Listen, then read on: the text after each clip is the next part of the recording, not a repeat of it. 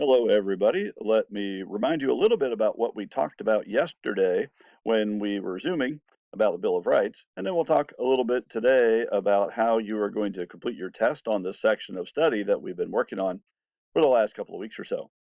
Let's just a reminder yesterday, Tuesday, October 13th. Thanks for Zooming with me. 17 of you did, and that's wonderful. You completed your Bill of Rights note sheet from that Zoom meeting. So you know about the Bill of Rights being a specific list of rights that people have. Now, on Thursday, we will then practice using some of those rights in some Supreme Court cases, but we'll get to that a little bit later.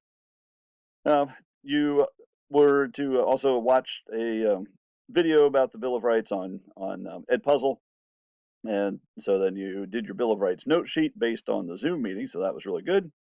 You answered your LEQ. Everything's good for yesterday about the Bill of Rights. And that kind of brings to a conclusion, really, a part of our class where we've talked about three different documents that kind of transform America. We had finished the Revolution, and the Articles of Confederation was our first government as the United States. That government was too weak. It didn't give the states or the federal government enough power, and the states were all kind of falling apart. So we learned about the Articles of Confederation and some reasons why it just didn't work. From there, we moved on to the Constitution, trying to strengthen that government, give it more power, but also keep power divided so any one part of the government could not completely overpower the others, because we're still afraid of a government with too much power. Then we've concluded the part of the Constitution with the Bill of Rights. There were people who liked the new Constitution, those who didn't like it. And as a compromise between the two, we agreed to add 10, originally 12, but later on 10 rights or 10 amendments to our Constitution that would be some specific rights that people would have, and the government would not have a whole lot of opportunity to take those rights away. Things like freedom of religion and speech and press, peaceful assembly, the right to essentially have privacy in your homes, some rights of those who are accused of crimes and how they can be protected by government power. So Wednesday, we're actually going to start to work on our test on this section of study. To do this, you're going to open this template to begin completing our test essay about how we need a more perfect union. So as I open this up, you'll do the same.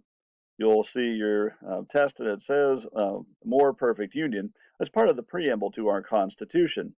Is how, America is writing a more perfect union, a new government that's going to work better than that Articles of Confederation government that really wasn't working too well at all. So let me show you what you're going to do. For distance learners, we don't really have memorization kind of tests. We don't really do true or false or multiple choice kind of tests. The tests we do for distance learners pretty much has to do with writing. And writing, of course, that proves that you have learned something. Okay? So here's how this will go today. Starting today, and actually this will be due by the end of the week, you're going to do your more perfect union test. We're going to use this template to construct your answer. Why did America need a more perfect union in the 1780s? So our first box, we're going to go back to things from about 2 weeks ago where we talked about the Articles of Confederation government being too weak. So you'll explain to me a bit about what we've learned with the Articles of Confederation. If you're saying, oh, that's 2 weeks ago, how do I remember? Well, you remember by the LEQs you did for me. Those are little steps along the process showing what's wrong with the Articles of Confederation. Okay, yeah, there are some good things with the Northwest Ordinance, Betsy Ross, the Liberty Bell, and such, but there are just a lot of problems, including Shays' Rebellion. So you want to write about those things. Those LEQs you did, the Edpuzzles you watched, you can use that information. Yes, you can do some outside research apart from what we did in class, but here's the caution. Don't copy and paste and just paste something in here that you copied from somebody's website or Wikipedia or whatever. You will not get credit for doing that. That second paragraph here, you were going to explain then how that new Constitution is created to be stronger, yet having power divided between the three branches. And you might say, oh, what did we do, Mr. Clark, to learn about that? Well, you've learned about the Constitution, You've learned about the federal government. We did a chart with three branches of the government. And we've spent some time with, you wrote some LEQs and you did some Ed Puzzle videos to learn about this. The third paragraph you're going to write then is you're going to explain how the Bill of Rights protects the rights of individual citizens. As a reminder from this week, we know that not everyone's happy with the new Constitution, and so they added a specific list of rights that the government cannot take away from you. Now, put all those three things together, and as you're writing, you are going to be using some of the things we've learned in class, or in online, or on Edpuzzle, or part of the textbook, or whatever we have done, especially your LEQs.